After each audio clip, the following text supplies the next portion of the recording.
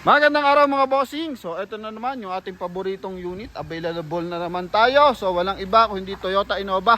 So ito mga bossing, 2011 Toyota Innova E, automatic transmission, gasoline engine mga boss. Yan, kulay red, bagong wash over tong ating unit. Coding nito is Tuesday mga bossing, naka 15 inches alloy mag wheels, all stock mags. Then naka 85% red light. May rain visor mga boss, sobrang fresh ng ating unit na to.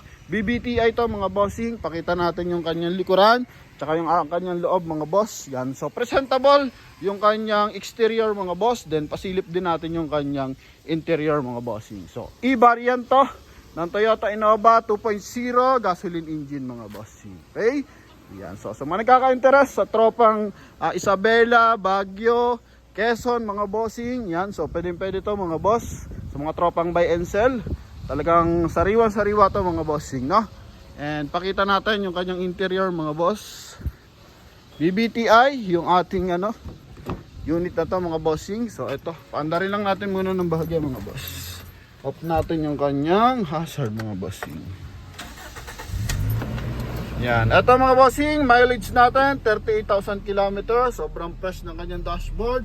Dual airbag to mga bossing. Okay, ito yung kanyang interior. So, kuldura yung upuan. Sobrang fresh, sobrang bango. Automatic transmission. May rampang armrest mga boss. Ito yung kanyang 1DIN audio system. Sobrang lamig ng aircon. Naka-central lock yan mga boss, no?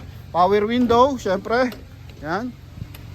Okay, then ito naman yung kanyang second row mga boss. So, nalock natin. Okay, so ito mga boss yung ating second row. So sa second row mga bossing, naka dual airbag yan. So bali hanggang third row yung ating naka dual aircon, sorry.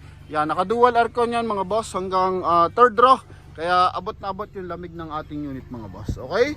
So combination ng cloth tsaka leather yung ating upuan mga bossing. So kita mo naman, sobrang presentable ng ating upuan na yan mga boss. Kumbaga walang kalundo-lundo, walang kapunit-punit mga boss. Then kita mo naman yung leather dito. So malinis na malinis yan mga boss. So interior na ito is kulay gray mga bossing. Ito yung kanyang dashboard. Yan, okay. So even mga speaker, so ang gaganda ng tunog. Malinis yung flooring mga boss. Okay. Yan. So pakita natin yung kanyang third row mga bossing.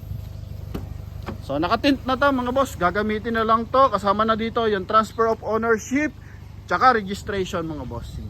Yan. Ito yung kanyang dashboard mga boss. Pakita natin yung kanya namang second row na aircon tsaka yung third row aircon mga bossing. Yan. So all leather yung ating upuan. So dito combination ng cloth tsaka leather mga boss. Pero sobrang kita mo naman kung gaano kalinis yung ating unit mga boss, no?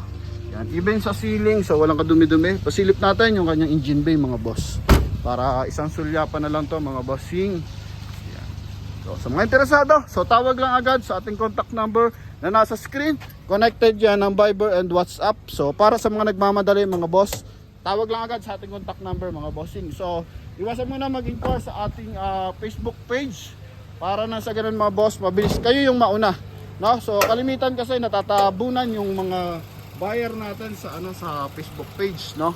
Nauna yung sa WhatsApp tsaka Viber mga bossing. Yan. So, okay, so ito yung kanyang engine bay mga bossing, 2.0 gasoline engine mga boss. Walang bahid ng bangga yan mga bossing, no?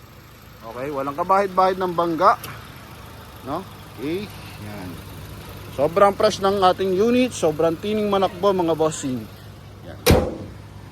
Okay, so for final viewing, ito ating Toyota Innova mga boss. Kulay red. Okay? Pwedeng pang pamilya, pwedeng pang opisina, pwedeng pang regalo mga bossing. Yan. Ito yung kanyang kabilang side. Location natin, Imos Cavite mga boss. Yan. So nabuksan natin yung kanyang fuel tank. Ito yung kabilang side mga bossing. So naka 5 stud yan and panalong panalo. Sa mga viewers natin may concern pa, so tawag nyo lang dito mga boss. Okay? Thank you very much. God bless you all. Bye bye.